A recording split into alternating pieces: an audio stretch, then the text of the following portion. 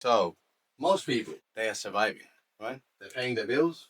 Right now, you don't have the responsibility, I'm sure, of paying bills or children or anything like that. So, what you need to realize from now, you're at an amazing time in your life where if I knew what I know now when I was 15, 16, I would start earlier. So don't waste these young years. Now is the time for you to explore what life objective you want to take, where you want to be in the future, and get as much experience as possible. You can go and do work experience for free and learn different skills.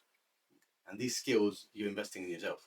So if you're talking about life objective, legacy, and wealth creation, that's what you want to do in the future. It's not just about you want to go into medicine, but what is the purpose of it? And you want to help people also entails you creating a certain level of wealth. And what money does, it helps you to get freedom. Because when you don't have money, what do you do? What do people do in general when they don't have money? So what are they doing? They're exchanging their time for money, right? But later, when you do have money, what do? You buy back your freedom. So when people make more money, they start paying for services. They pay a cleaner to come to their house. They pay a driver to drive their car because they want to buy back their freedom. So you have to have a real timeline. You have to have a real plan of what you want to do in life and take it from there. So money is the vehicle. Destination is do what you want. Destination is freedom. So you want the freedom. Now you want to do medicine. You want to help people. Now, if you are working in one GP or in a hospital, you're constrained to that hospital, right? But what if you owned multiple clinics? Would that not be a better help in people? You can help one person, or you can help a million people. Which one would you choose? It depends. Because a lot of people, for example, they want to do charity, but they themselves are one person. So they go to another country, they go to Africa, and they help people. They give medicine, they give food. But then another person, he owns a charity, and he's got 1,000 people working for him on the charity. It's a bigger impact. So if you think outside the box and think, this thing is bigger than me, right? I can help one person, but what if I can help a million people? So that's where also the business mentality comes into it. So business is about delegation and getting more people to benefit from the business.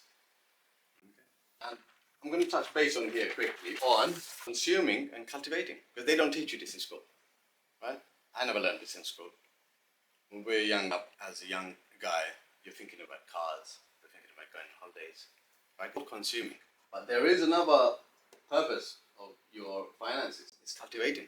Consumer buys now, right? Spends immediately and thinks short term, isn't it? Cultivator builds assets, invests for the future, thinks long term, creates opportunity. Now, which one would be better off in the long term? Absolutely. Now, there is a delayed gratification in wanting what you want in life, right? If you can't delay your gratification, you're going to spend now. You get paid and you want to go on holiday, you're going to spend it all on holiday. Or you can be smart and be a cultivator. You can build assets, you can put it in the future. So consume today or cultivate tomorrow. That's the key mind frame for rich people. Rich people didn't get rich by chance.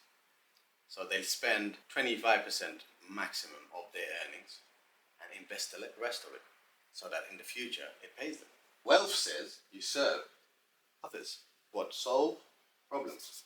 And solving problems of others, other than yourself. That's how you make a good, viable business. Because you're solving the problem of others. If you're only going to solve your own problems, you're not going to make much money. But the biggest companies in the world, think about Apple, about Amazon, what are they doing? They're solving other people's problems. They're obsessing about other people's problems. And after that, they're getting the other people to pay them for this service. Right? That's how you build a viable business. So money follows what? Create value. It's one crucial one. Create value in yourself. So when you're going to get out of school and you're going to start working, or you're going to work part-time while you're studying, if you're going to university, you need to create value in yourself so that people will pay you for that value. Understood? So money follows value. Businesses doesn't become successful immediately. They have to create value.